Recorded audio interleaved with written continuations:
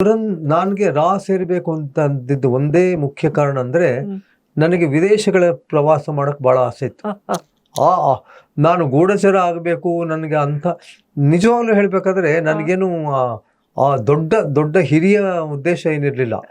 ನಾನು ರಾ ಸೇರ್ಕೊಂಡ್ರೆ ಎಲ್ಲ ಬೇರೆ ಬೇರೆ ದೇಶಗಳು ಹೋಗಿ ನೋಡ್ಬೋದು. ಆ ದೇಶಗಳಲ್ಲಿ ಹೇಗೆ ನನಗೆ ಮೊದ್ಲಿಂದ ಪ್ರವಾಸ ಆಸಕ್ತಿ, ಜಾಗ್ರಫಿ ಆಸಕ್ತಿ. ನಂದೊಂದು ಹೊಸ ಪುಸ್ತಕ ಬರೆದಿದೆ ನೋಡಿ. ಆ ಪುಸ್ತಕ ಲೆಸ್ ಲಗೇಜ್ ಅಂತ. ನಾನು 56 ದೇಶ ನೋಡಿದೆ ಈಗಾಗಲೇ. ಇದು ರಾ ಹೋಗಕ್ಕಾಗದೆ ಹೋದ್ರು ನಾನು ಆಮೇಲೆ ಹೆಂಗೋ ಹಿಂಗೋ ಮಾಡ್ಕೊಂಡು ಎಲ್ಲಾ ದೇಶ ನೋಡಿದೀನಿ. ಇಸ್ರೇಲ್ಗೆ ಹೋಗಿ ಮೊಸಾದ್ ಟ್ರೈನಿಂಗ್ ತಗೊಂಡಿದ್ದೀರಿ, ಸ್ಕಾಟ್ಲೆಂಡ್ ಯಾರ್ಡ್ ಟ್ರೈನಿಂಗ್ ತಗೊಂಡಿದ್ದೀನಿ. ಸೊ ಅದೇ ನನಗೆ ಈ IPS ಸೇರಿದ್ದಕ್ಕೆ ಇವೆಲ್ಲ ಅನುಕೂಲ ಆಯ್ತು. IPS ಸೇರಿದ್ದಕ್ಕೆ ನಾನು ಸ್ಕಾಟ್ಲೆಂಡ್ ಯಾರ್ಡ್ ಹೋದೆ.